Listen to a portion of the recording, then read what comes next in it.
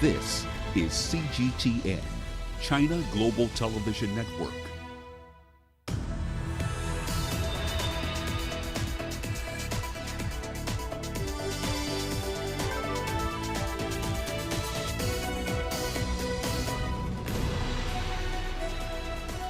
Hello there, welcome to this edition of Global Business Africa. In the next 60 minutes, we'll run through the business stories you need to know about from across the continent and beyond too. A quick run through the markets as we start the program. Ahead of the holiday break, Nigeria is wrapping up 2020 with a 44% gain in the year to the 23rd of December. At about 38,800 points, Nigeria's bourse is back to levels last seen in 2018. That beats even the Nasdaq's 42.7% rise in the year to December 22nd, at least in percentage terms. But the bulk of Nigeria's gains really have come in the fourth quarter. Also today, Kenya's president assented to the tea bill, which mandates wide-ranging reforms to the third largest producer of that commodity. There's usually not much trading that takes place in agricultural stocks at the NSE, so it's a little difficult to gauge how the market's view of the large listed firms like Williamson Tea has changed in response to the bill. Williamson shares were down by at least 6% at the close of trading today. Kakuzi shares are even more thinly traded. Its price has moved up by 8.8% so far in 2020. Here's what's coming up tonight.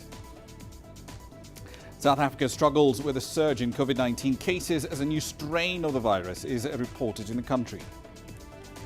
Nigeria secures a $1.5 billion World Bank loan to strengthen its response to COVID-19.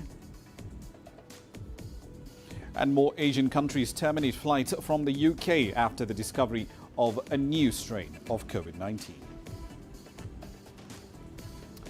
Now, at least 5 countries, including Germany, the UK and Turkey, have banned flights from South Africa. This comes after the discovery of a new strain of the coronavirus. Now, many foreign nationals are stranded in South Africa and they do not know when they'll be able to fly back to their countries. CGTN's Tulisha Balala starts us off tonight. Marina Vesoloveski, her husband and 2 daughters are German citizens who arrived in the coastal city of Cape Town earlier this month.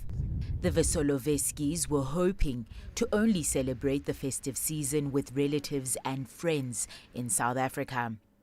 But South Africa has reported a new variant of the coronavirus, resulting in Germany banning flights from the southern African nation. Now, the family is uncertain when they will be able to return home. That is shocking, and I don't quite know which way things are going to go, and we're here to spend Christmas with our family, and I don't know, we'll see what will happen.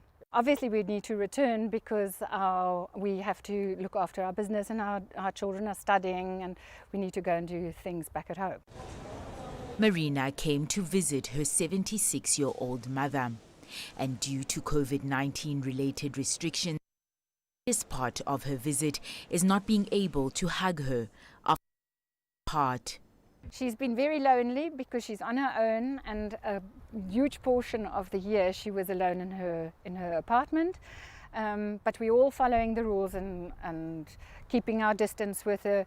It's very difficult to see your mom after a year and you can't hug her. Health officials in South Africa say the new genetic mutation of COVID-19 may be responsible for a recent surge of infections in the country. A growing number of countries, including Israel, Saudi Arabia, Tunisia and Sudan, all halted air travel to and from South Africa, while they assess how much danger the new variant poses. South Africa's tourism department says it has no information on the number of flights cancelled or rescheduled due to the bans. But it is working with the Foreign Ministry and foreign embassies to facilitate contact between foreign citizens in South Africa and their governments. Tulisha Balala, CGTN.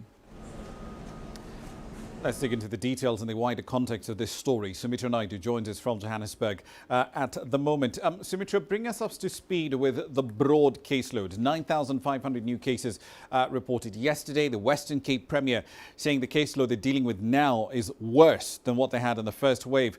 What's the latest on the ground?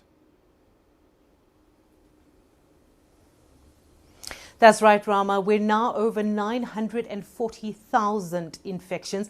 The recovery rate is still high, though, at over 800,000. But the rate of new infections is moving a lot more rapidly now in the last few weeks than it did in July, August this year. And this, they say, is because of this new variant that the health department has identified as 501v2. That variant, it was first detected in Nelson Mandela Bay in the Eastern Cape province of South Africa and has since spread to several other provinces. Now, this new variant seems to increase the viral load in patients, meaning that carriers can spread the virus more quickly. And unlike the initial strain, this variant affects younger people, even those without any comorbidities, those around or in their 20s. The death toll from COVID is now standing at over 25,000. According to the Medical Research Council, 3,000 deaths were recorded in just the last week. Rama? Do we know what South Africa's government is doing to restore these air connections, or is that not an immediate priority right now?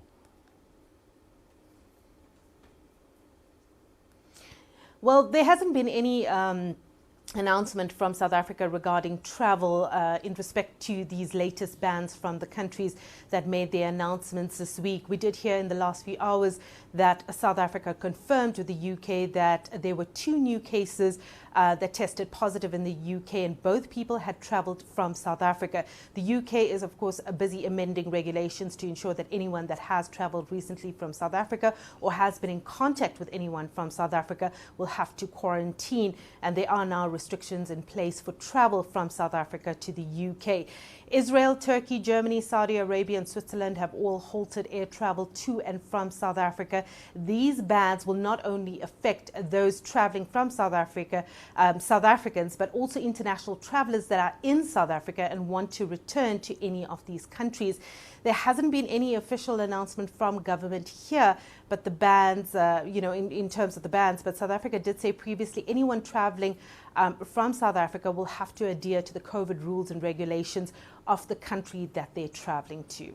Indeed. December usually is a big peak month, peak season really for the tourism sector. But the number of foreign travellers coming into the country just in October, that was down 90% from 1.3 million in October 2019 to less than 125,000 a year later. Can you give us a sense of what hotel occupancy rates are like now and what forward bookings also look like? Well, a few weeks ago, hotels and lodges were receiving increased bookings. The City Lodge chain, for example, said it was up 40% in the last month from 7% during the hard lockdown. But since the president's announcement last week on tighter restrictions, the hospitality industry is complaining about cancellations across the industry. Services, restaurants, hotels, all complaining about the public beaches, of course, being closed. In fact, some lobby groups went to court this week to fight the ban, but the court ruled in favor of government to keep the beaches closed. We don't have official numbers as yet. They're nowhere near even 70%. We are likely to see a substantial drop, and many are still calling for government to lift some of these restrictions, especially on the curfew. The curfew really stops all establishments at 10 o'clock. And of course, the curfew kicks in from 11 p.m. to 4 a.m. So all of these establishments that rely heavily on tourism, the people that are in the country at the moment also can't service them. So many are complaining and trying to lobby government to drop that, but so far none have been successful. Indeed. Sumitra Naidoo in Johannesburg. Thank you. Now, we're still in South Africa. Fuel supplies in Africa's most industrialized economy are expected to remain fairly stretched, with 2 of the country's biggest refineries out of commission. Both plants were closed in the wake of explosions. Now, the blast at Astro Energy in Cape Town back in July claimed the lives of 2 people. There were no injuries in the engine refinery blast early in December, but having both facilities out of commission just further constrained local supply. CGTN's Julie Shire has the details. South Africa is a net importer of crude oil. With Cape Town's Astron Energy refinery closed, an explosion at Durban's engine in early December added further pressure to the fuel supply. When you've got an incident like that, you need to immediately look at how can you source products outside the country. We have started to see imports landing into the country to make sure that there is supply of products. So the situation is under control, even though like there might be still rationing of stocks. Fuel stocks are expected to hold up despite the closure of the Durban refinery, but the incident has raised questions over risks faced by the communities who live in close proximity to these plants. Something is fundamentally wrong when it comes to maintenance, because if these plants are really adhering to their own safety measures and safety measures which are actually legislated, I don't think we'll be having this problem. Internal and government investigations are expected to provide more clues on the cause of the blast. There's an investigation in terms of the government by the Department of Labor. So we'll get to know what will have caused the incident from their side. And then the idea is for us to learn, like, so that other companies cannot sort of find themselves in a similar situation. We'd like to see the local authorities to hold Engen accountable if there were any non-compliance. But in the long term, we need to really find alternative means of generating energy. And we don't see the use of fossil fuels being best for the environment and for people. These incidents highlight the risks of South Africa's dependence on fossil fuels. In light of this, community and environmental organizations are calling for the country's renewable energy program to be fast-tracked. Julie Shara, CGTN, Johannesburg, South Africa.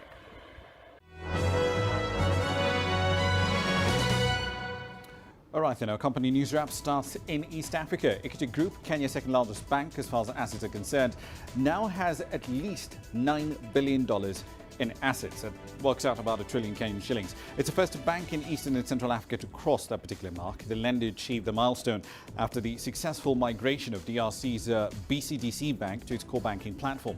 Now, that $9 billion mark by Equity lifts the visibility of the financial sector in the region to compete with institutions from South Africa and Nigeria. Apple is looking to produce its own electric cars by 2024. That's according to a report by Reuters. The iPhone maker apparently is in the process of developing a self-driving vehicle. The car will utilize the company's own battery tech, and this might radically lower the cost of batteries while at the same time increasing the vehicle's range. Apple's automotive efforts are being referred to as Project Titan internally. Plans have been in the works since 2014, but they've really struggled to get off the ground. South Korea-based LG Electronics is planning to spin off some of its electric car components business into a new joint venture with Canada's Magna International. Now, that venture, tentatively called LG Magna e-Powertrain, is valued at about $1 billion. It will manufacture e-motors, inverters and onboard chargers. Magna will buy a 49% stake in this new unit for $453 million. The remainder will be owned by LG Electronics. Shares in the firm, the Korean chip maker, soared by 30%, hitting their daily limit, and that is the biggest gain on record after the news. And finally, Alaska Airlines is upsizing its order for the 737 MAX by 23, and it's leasing 13 more of these birds. The order is mostly aimed at replacing Airbus aircraft inherited from the 2016 merger with Virgin America. The Boeing 737 MAX was finally ungrounded, if you will, in November following a 20-month-long period of recertification. Ryanair wasted no time in ordering 75 more planes of that particular type earlier this month. Before its grounding, the 737 MAX had received just 2 orders since the start of 2020. That's a run through your company headlines. You're watching Global Business Africa. Plenty more content on the way, including this. Nigeria secures a $1.5 billion World Bank loan to strengthen its response to COVID-19. And UK business activity slows down due to its pandemic restrictions and Brexit uncertainty. The world economy as we know it is about to change. Global business reports highlight emerging markets, developing countries, and dynamic sectors worldwide. We feature top analysts and newsmakers to provide perspectives on every facet of business. From an on-the-ground perspective, we provide you with balanced and objective assessments. Fast, sharp, and insightful.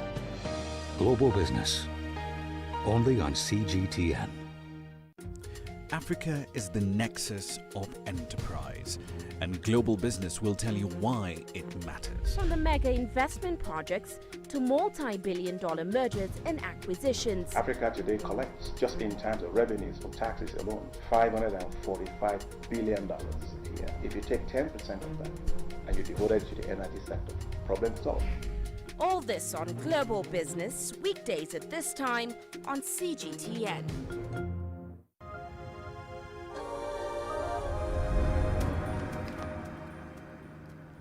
Let's head over to Nigeria. The country's received approval from the World Bank for a $1.5 billion loan. Now, that credit line will help the country deal with the economic damage from the coronavirus pandemic. Here's CGTN's Kelechi Emekalam with this report from the federal capital, Abuja. The World Bank has been processing Nigeria's $1.5 billion loan request since August. The fund is meant to support the country's budget and cushion it from the effects of COVID-19. The global lender says Nigeria's economy is in a critical state. It projects a 4% contraction in 2020, plunging the nation into its worst recession in nearly 4 decades. Given that government revenues have dropped significantly, it's feared that the economic crisis could push an additional 5 million people into poverty. The additional borrowing further burdens the nation, which is already sagging under the weight of debts. At the end of the day, it's a loan, it may be payback. The question is, where exactly are we going to get this money from? So which I think government should think about and think really deeply to sort out how repayment of loan will come, rather than us thinking we'll be the baby of the whole world and that we will be able to get forgiveness. Recall that we already have some commercial loans, Eurobond, etc., etc. This is a multilateral loan. We have commercial loan that you will hardly get forgiveness for because you cannot tell a private individual to forgive you loan. So the burden is huge. As of June, Nigeria's foreign debt profile stood at $31.47 billion. Between January and June, a total of $759.6 million went into servicing debts. The nation's Bureau of Statistics puts the economic growth rate at 1%, and investments have thinned from over $4 billion to around $1 billion between Q2 of 2019 and the same time of 2020. So how much impact would the additional borrowing have on the economy? Policies are we putting in place? When we bring obnoxious policies that are counterproductive to the aims of government and also not friendly to business community, particularly investor, foreign direct investor, and those that bring capital inflow to the country, I doubt if loans collected from anywhere, we have so much impact. We have not maximized what we earn effectively. And I've told you that Nigeria has even, in my own opinion, have passed its debt limits because of impact, which is negative, and also because of the relationship between debt service and revenue, which is also very poor. The government has also been criticized for poor budgetary allocation and implementation. Over 70% of the national budget is used for recurrent expenditure and less than 30% for capital expenditure, leaving huge infrastructure gaps. Experts have urged the government to explore more opportunities in public-private partnerships in order to reduce the cost of governance. Kelechi Emekalam, CGTN Abuja, Nigeria. Well, certainly in Nigeria, the country has started to reinstate some of the pandemic restrictions it had lifted as the country hits new records for daily reported cases. Now, the highest daily number so far in 2020 was reported on the 17th of December, 1,145 new cases on that day. The restored measures aim to stop large gatherings as health authorities battle a rising tide of infections. CGTN's Deji Badmus has the details. Following the recent spike in COVID-19 infections, the government has been forced to act quickly. The Presidential Task Force on COVID-19 has announced the reintroduction of measures to stop the spread of the virus. We would be presenting to the states our advisories with regards to to consider closing all bars, nightclubs, pubs and event centers and recreational venues for the next 5 weeks. Close all the restaurants except those providing services to hotel residents, takeaways, home deliveries, and drive-in. Restrict all informal and formal festivity events, including weddings, conferences, congresses, office parties, concerts, seminars, sporting activities, end-of-year events, to a number of 50 persons. D, limit all gatherings linked to religious events to less than 50% capacity of the facility, during which physical distancing, mandatory use of face masks shall be strictly enforced. The restrictions also include limiting the number of passengers in commercial vehicles to 50% of their capacity, the enforcement of the use of face masks in public places, and that a category of government workers should work from home for the next 5 weeks. The chair of the task force stopped short of placing restrictions on international flights, something quite a number of people have been calling for. The PTF, the Aviation Authority, and the health authorities, including the World Health Organization, are assessing the situation closely and will take a position as soon as cogent scientific bases are established. For bars and nightclubs like this one, the restriction is a big blow to business. It only just fully reopened about 2 months ago, after shutting down for over 6 months during the first wave of the virus. Managers of the club say another closure will hit them hard. Since like 9 months now, no salary for my workers, no salary for me. So I don't know where the government is taking this to. If they are bringing back the lockdown, because it will actually affect everybody, affect me and my family and my workers too. I'm not going to tell the government how to run their business because I'm not a health personnel, but they should we should adhere to the precaution of the COVID-19. But the lockdown again will be the effect will be so disastrous. With Nigeria currently dealing with an economic recession, authorities will be doing all they can to avoid a lockdown. But a continued spike in COVID-19 infections could make things even more difficult for the government and could force it to make a choice between economics and health. We are in for a very difficult time, but I know with the support of Nigerians, with your cooperation in the media, we can weather this storm. We can navigate these difficult times. In the meantime, President Muhammadu Buhari has extended the mandate of the COVID-19 task force to March next year, saying it's still needed. It was expected to finish its operations by the end of this year.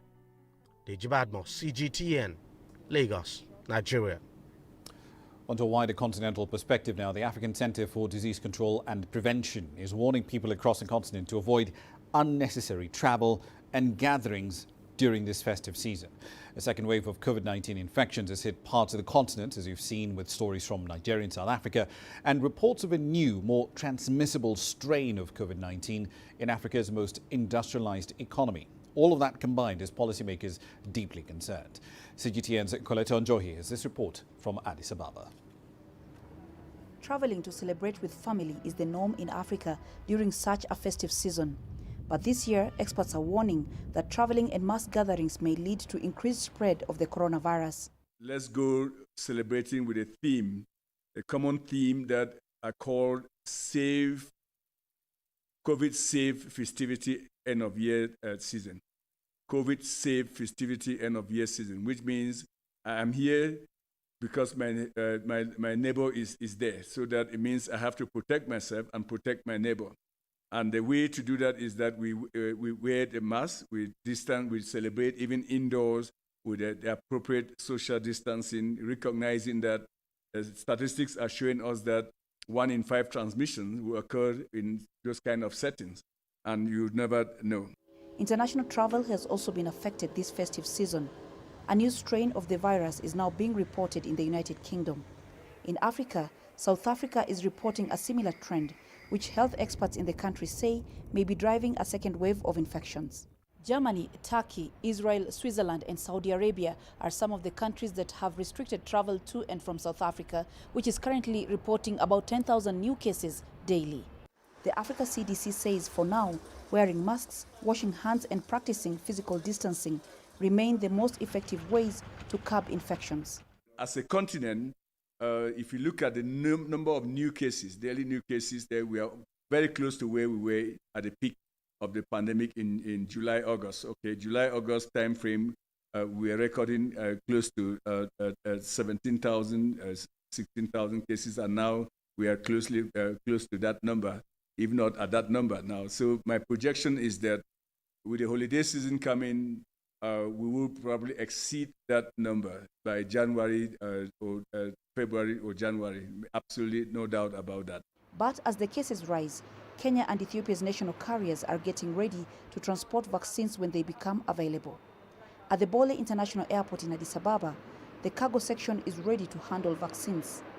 Ethiopian Airlines has acquired machines called cool dollies to ensure that the vaccines are transported at their right temperatures from the storage rooms to the aircrafts. At least 28 aircrafts have been set aside to transport vaccines. They have different uplift capacity. For example, we can uplift up to 65 tons with the 777-300, Airbus up to 55 tons, 787-900 up to 50 tons. So these different uplift capacities have their own temperature control also. So they are latest, they can be adjustable into the temperature requirement of the pharmaceuticals or the vaccines. The airline says it has already secured an order to transport vaccines from China to Brazil and Uganda in less than a month's time. COVAX, the global initiative to ensure rapid and equitable access to COVID-19 vaccines, says it has secured agreements for 2 billion doses of vaccine candidates, which are still under development. They will be sent to 92 countries, including African states. Vaccines may be on their way, but health experts are urging people to take precautions to stay safe over the holiday season. Coletta Njohi for CGTN in Addis Ababa, Ethiopia. Now, South Africa is known for having some of the best yards in the world for building luxury yachts. Much like other parts of Africa's most industrialized economy, that part of the economy took quite a beating during the COVID-19 pandemic. Things were starting to look up, but then the infection surged yet again. 9,500 new cases reported on the 22nd of December. And are there fears that that surge may cause yet another slowdown? CGTN's Julie Shire has the details. Kinetic Catamaran South Africa has built a strong reputation around the world. Its boats are highly sought after by big spenders in the United States and Europe. We built two models, a racing version and a cruising version. The racing version has definitely more high technology on board. The boat has dagger boards instead of centerboards. We also have rigging sensors in the boat. It has a much taller mast, a longer longeron, a longer boom, so the whole sail plan becomes much bigger. Each of these boats take up to 18 months to complete and cost between $2.4 million and $3.6 million. They're built from scratch by an expert team of over 40 local craftsmen. The infusion and laminating teams would build the structure, will make the parts, and then the primary assembly team would assemble them. Then we obviously have a joinery shop. We make all our own furniture, and all the furniture is a carbon skin over foam core with a veneer pressed onto that, so all the furniture is super light, and everything's made in-house. During COVID-19, that all came to an abrupt halt and orders dried up. Knysna has been very, very hard hit by COVID because it's a tourism destination, and the boatyards here in Knysna, I think right now are a major part of this economy. For 6 weeks our doors were closed. We started again on the 4th of May at 50% for a month. I was running 2 shifts basically with the crews, and from the 1st of June we've been at it all the time, 100% back at work. Like so many other boat manufacturers, Kinetic had to adapt to the new normal of doing business amidst a global pandemic. COVID-19 wreaked havoc across the economy, but it also forced the industry to become more resilient.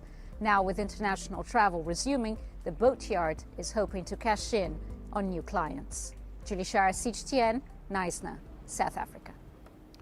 The World Food Programme is now warning that it will cut monthly cash and food rations for some 1.2 million refugees Uganda is hosting due to a funding shortfall. Those reductions are expected to start in February 2021. CGTN's Leon Sunyange has the details on what happens next. According to the food agency, refugees will have to make do with only 60% of a full food ration. With a looming food shortage, there is a growing fear about the survival of thousands of refugees over the next few months. The most vulnerable are women, children and elderly, who are increasingly at risk of becoming malnourished. The impact of COVID-19 lockdowns is already a major contributor to hunger in the 13 refugee settlements that suffered acute food insecurity. Earlier this year, refugee rations were reduced by 30%. The WFP says it needs over $95 million to provide full rations to refugees in Uganda over the next 6 months. Uganda currently hosts more than 1.4 million refugees, most coming from South Sudan and the Democratic Republic of Congo. Leon Senyange, CGTN, Kampala, Uganda. It's 18:30 GMT. You're watching Global Business Africa. A fair bit of content coming through, including this.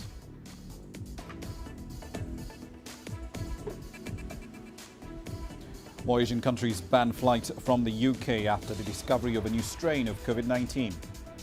And UK business activity slowing down due to pandemic restrictions and Brexit uncertainty.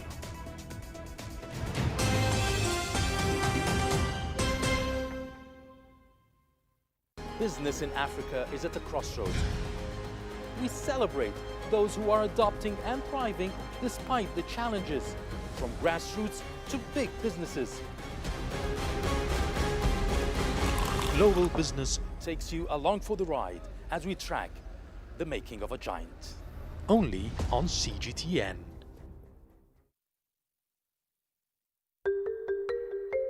How will your world change today? What happens here? What happens there? Or what you make happen for yourself? If it matters to you, it matters to us too.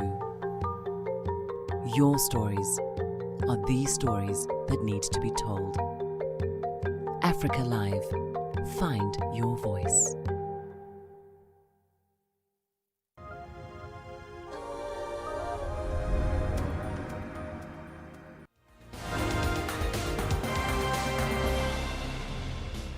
Welcome back to the program. These are some of the stories making you headlines at this hour. Starting in the Central African Republic, that country's fourth largest town, which was seized by rebel fighters on Tuesday ahead of next week's elections, is now in the hands of UN peacekeepers and national security forces. The attacks followed government accusations that the former president, Francois Bozize, was plotting a coup with armed groups ahead of presidential and legislative elections that are set to take place this Sunday. At the CAR's request, Russia and Rwanda both sent military personnel to the Central African nation to help contain the escalating situation. The United States military has deployed a group of Navy ships off the coast of Somalia to support the withdrawal of troops from the country. The vessels arrived off the coast of the Horn of Africa just days after the head of state, Donald Trump, ordered a pullout.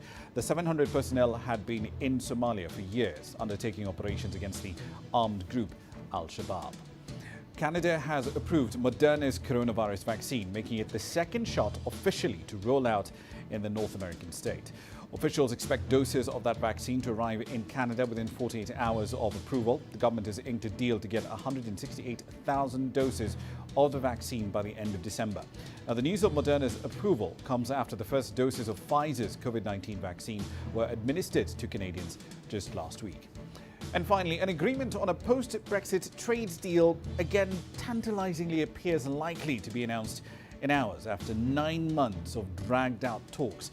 Talks did resume early on Wednesday in Brussels. Disputes over fishing rights and business competition rules remain the key hurdles to reaching a deal. Both sides have until the 31st of December, when the UK leaves the EU trading rules, the trading bloc effectively, to reach a deal and then get it approved or ratified by legislators in the EU and the UK. If that doesn't happen, they could then place import taxes on each other's goods, potentially affecting prices and future growth. That's a run through your headlines.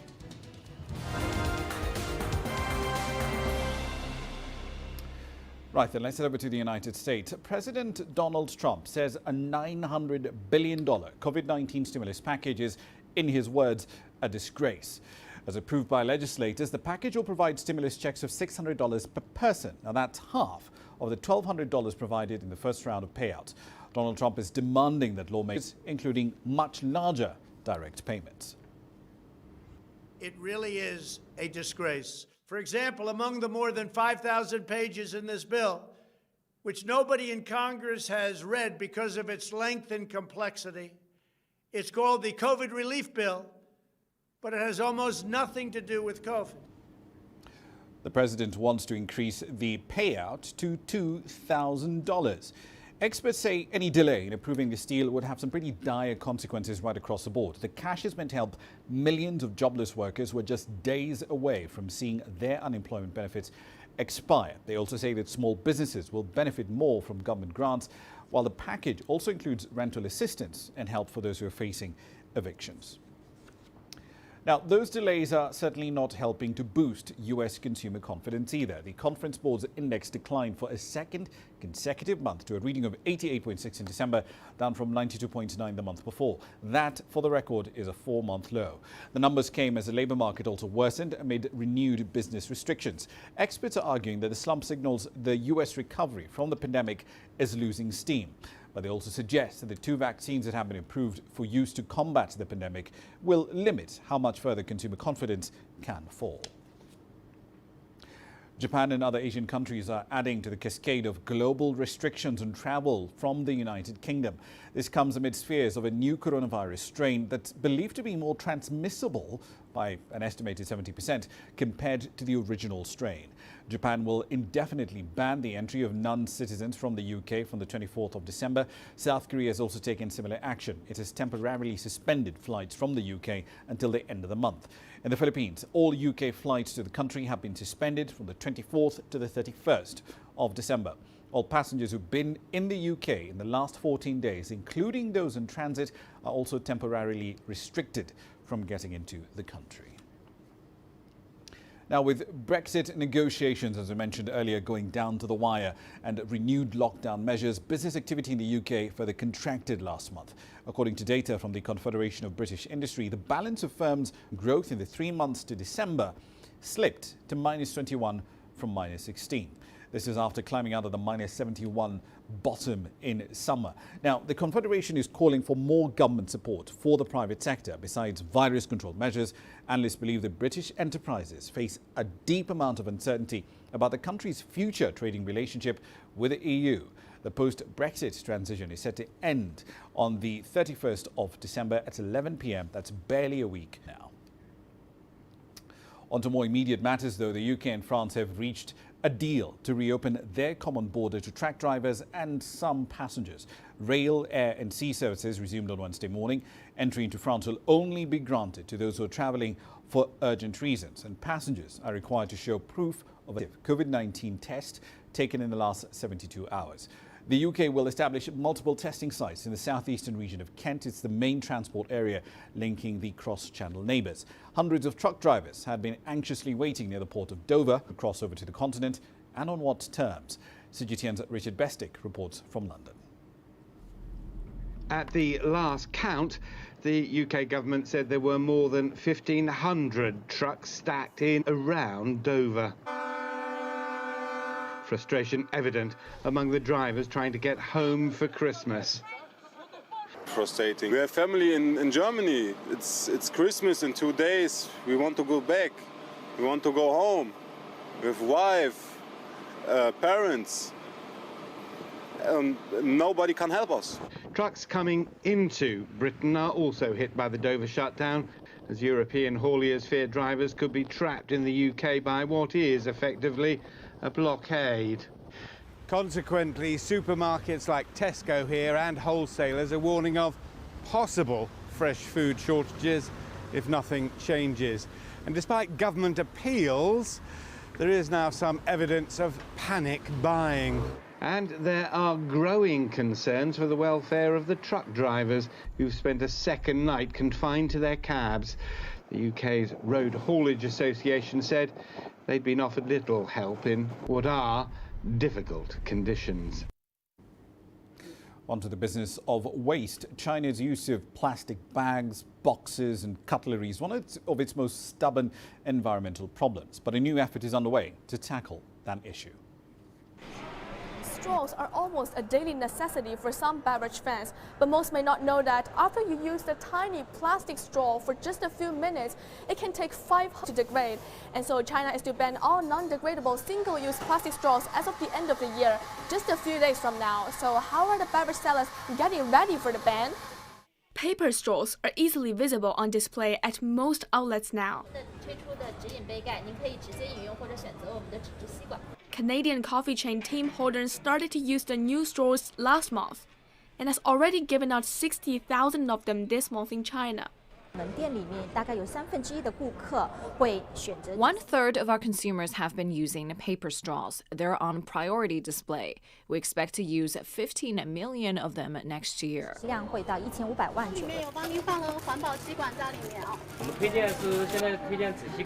China's popular milk tea shops have also been getting ready for the change.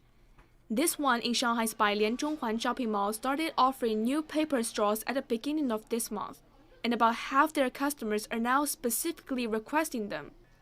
Some prefer them, while others are just learning to put up with the change. Most of the time I don't use straws if possible, but yes, otherwise paper straws or glass straws as well. I only use paper straw. Very convenient, good for the environment, good for the country. I think everybody should not use plastic. I usually just open the cup lid and drink. Paper straws will influence the texture. They get soft and fall apart. Some food delivery platforms have already added a choice of paper straws, but a word from delivery men is that they may have a ways to go before the plastic ban begins next week. I started to deliver paper straws this year. Some customers leave a note saying they want paper straws, but some say they want plastic.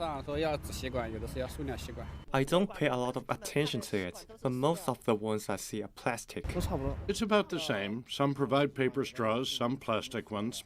But with the plastic ban set to take effect January 1st, problem for the beverage sellers is the skyrocketing price of paper straws brought on by the rapidly increasing demand. One paper straw costs 0.2 yuan, 5 times that of a plastic straw. And the paper bag for a single drink now costs 0.4 yuan, double or triple that of a plastic one.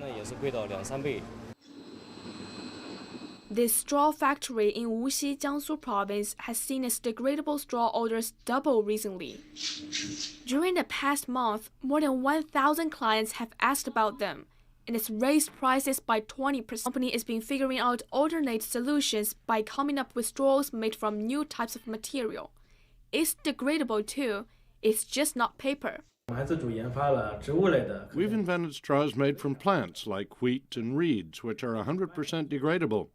And we've just developed new ones made from bamboo fiber. They have a better texture and could be a good replacement for paper straws in the future.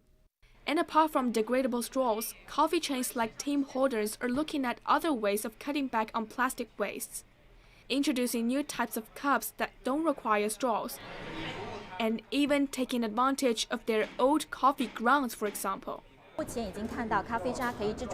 We've already used coffee grounds to make cups and trays. We're now working on using the coffee grounds to make straws and cups that do not require straws. We've finished our research and development and are now waiting for approval from China's food safety regulators. Consulting firm II Media Research says that last year, China used 46 billion plastic straws. That comes to 30,000 tons.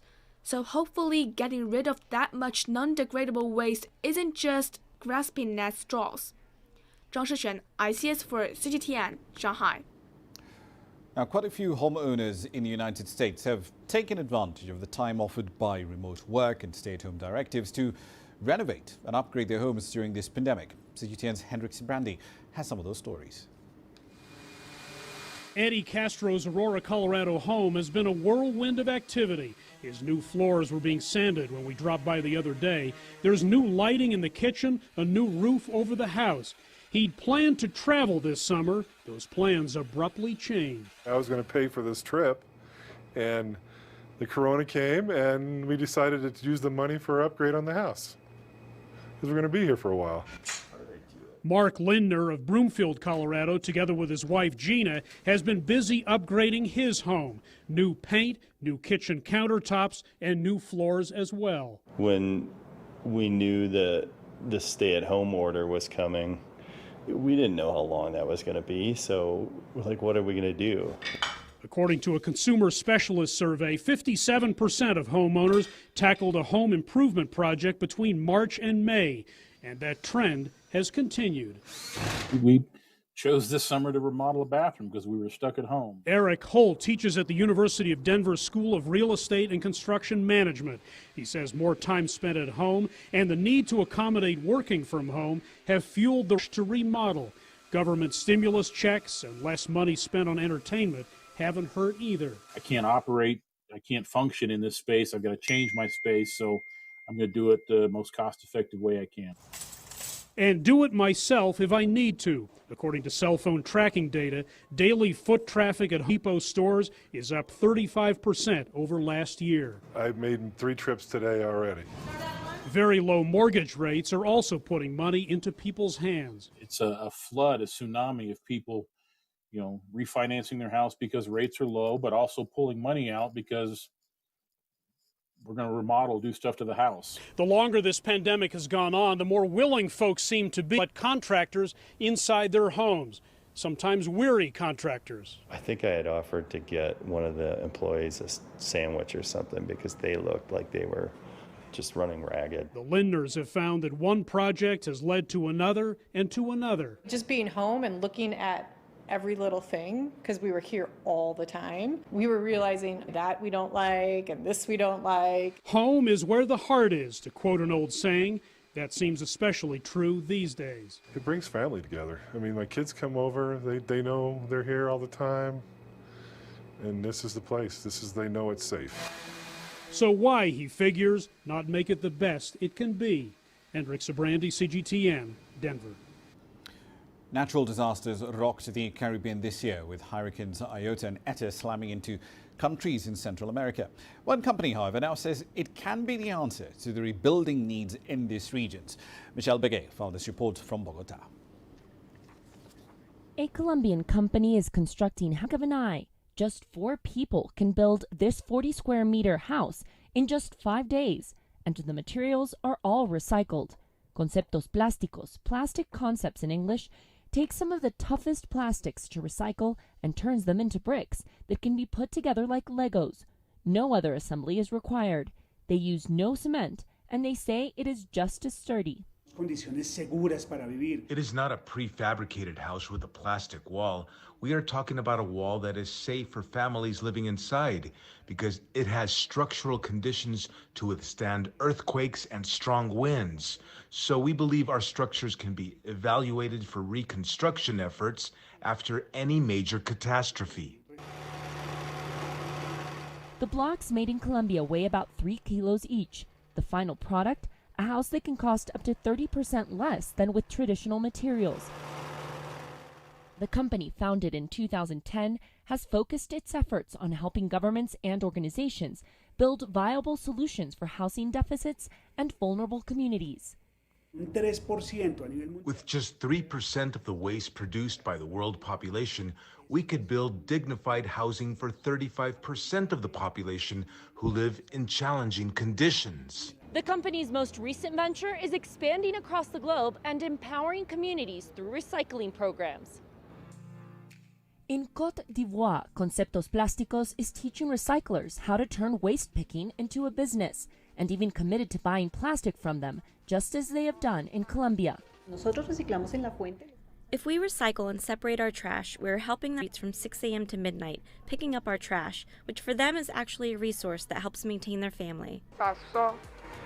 Plastic Concepts is also partnered with UNICEF in Côte d'Ivoire to build hundreds of plastic brick schools, combining innovation with education to help build a more sustainable future. Michelle Begay, CGTN, Bogota, Colombia. Egypt's Higher Education Ministry has hosted a car race around the famed pyramids of Giza, but only locally manufactured or assembled electric cars were allowed to take part as part of efforts to showcase the best technology developed on home ground. As CGTN's Adele Maruki now reports, the authorities hope events like these will spur more interest and investment in local production of electric vehicles. After 9 months working on their project, students from 19 Egyptian universities put their inventions head-to-head for the ultimate test. Their mission has been to build an electric car with local components. This is the 3rd edition of the Cairo Rally for Electric Vehicles. If you look at the car behind me by Enshams University, and even the cars that other universities made, you'll notice the development over the past editions of the competition. Every year, there's something new. Even the design is much more matured. There's fast progress. Experts from the Ministry of Higher Education and the Academy of Scientific Research and Technology set the criteria for vehicles to enter the race. They always strive to introduce more challenges for participants each year. The biggest challenge this year was making the car suspension. That requirement was added just this year. It's the first time we have gone through such an experience, and we started our research about the suspension system from scratch. In the previous years, the track did not need the cars to have suspensions, but these cars could not race on this new track without them. With the dream of producing an electric car made of 100% Egyptian components in sight, the event ensures that students acquire the necessary skills for that. During the past 3 years, the domestic component in these cars increased from 50% in the first edition to 65%. The students have gained huge experience from designing and manufacturing these vehicles over the past 3 years. Our target is to create a joint venture between the ministry and the academy to manufacture an entire electric car domestically with Egyptian technology. We will face challenges, but we will eventually do it. Egypt is allocating more than $2 million for its electric vehicles programs. So far, 1,300 students have participated in this competition. The winners this year got about $35,000 in prizes. To be part of a 30-member team working together for 8 months, 4 of them largely restrained because of the COVID-19 pandemic regulations, it was a tough journey to manufacture a car from home. At times we didn't know what to do because of the restrictions the coronavirus pandemic imposed on us, but we did our best. The Cairo Rally was founded in 2017. It's the first technological competition of its kind in Egypt. 9 teams competed when it began, but this year, 30 teams participated in the event. Adil Mahroui, CGTN, Cairo. You know, when the descendants of Ramesses II built the pyramids, I don't think that's quite what they had in mind as far as having those hosting car races around them. Quick run through commodities. Now back, of course, to fossil fuels. Brent crude futures due in February are treading water around the $50 a barrel range today, down about 16.8% so far in the year. We're yet to get today's inventory data in the US, but last week, API data pointed to a 2.7 million barrel rise in inventories. Copper forwards in London have been heading lower since it hit $8,000 a ton on the 18th of December. Cocoa shipments from Nigeria. Yes, Nigeria does produce a fair bit of cocoa. It also rose by nearly 60% year on year in November, over 25,600 tons of the bean heading out through the port of Lagos. Here's what's coming up next.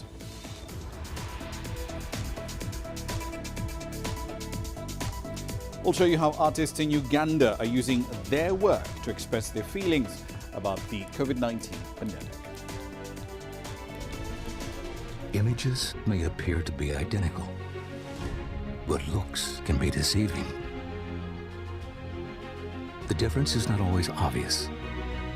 It has to be discovered. There are always different sides to a story. We put the focus on the details. To see more, to understand better. CGTN. See the difference. You don't find the stories of North Africa by sitting on the sidelines.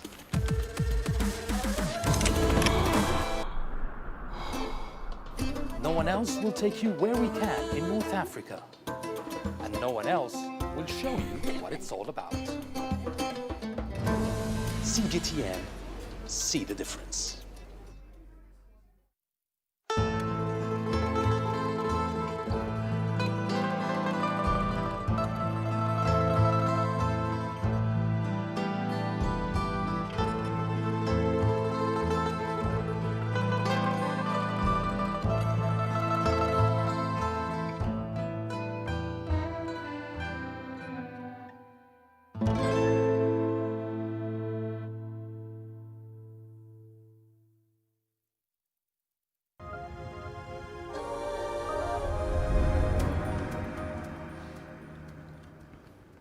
One last story for you in the bulletin. Artists in Uganda are tapping into the restorative and healing power of art to share their feelings and explore those feelings about a pandemic that has upended and shredded the world as we know it.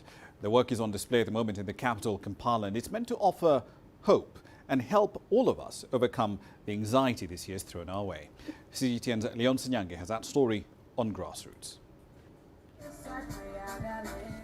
Primrose Rwanga felt overwhelmed with uncertainty when a national COVID-19 lockdown was announced in March. She decided to put her artistic mind to work. Due to this challenging time of COVID, I thought about all the ways in which our freedoms have been restricted. Freedom of movement, freedom of being with friends and family, freedom to worship. Like Primrose, some artists in the capital Kampala have been putting paint to canvas. The COVID-19 pandemic has brought out a huge sense of reflection. In lockdown, a lot of our artists, a lot of our vocalists and things did their best work in that time. People came up with different inspirations for drawings. People came up with different inspirations for songs. People came up with different inspirations for their sculptures. More than 20 explicit pieces of art are on display here. The artists hope their work can inspire people to cope after what has been a difficult year. Taking a different approach is Miti Chinawura. His light shades, he says, can add brightness to life. Art also has its advantages. It can give you some therapy. Like for the lampshades, there's so much therapy in this because of the color and the warmth. Uganda's rising COVID-19 cases are already a cause for concern. But for a moment, these art lovers can have a sense of relief as they wander through the displayed work. I look at art and I get relieved. Maybe I get hope that 2021 is going to be better than 20. Despite the low turn-up, organizers hope they can have a mass appeal when life gets back to normal. Leon Sanyanga, CGTN, Kampala, Uganda. Quick update as far as currencies are concerned. Not much movement in the currencies that we do track on the program. The Kenyan shilling essentially under the 110 point. Kenya's central bank did come to the market today with a tap sale on two 15-year bonds, one issued in 2012, another issued in 2019. It aimed to raise about 22 billion shillings, roughly $200 million, but it only accepted bids roughly 90 or so odd million dollars. We'll keep you updated, of course, on the developments in the currencies and the fixed income markets. But that's it for this edition of Global Business Africa. As always, we'd like to hear your thoughts on the content you've seen on the program in the last hour. There are many ways to get your thoughts back to us, all of them on your screens right now. I'm Ramah Nyang in the Kenyan capital, Nairobi. Thank you for your company in the last hour. All today's up next from Washington, D.C.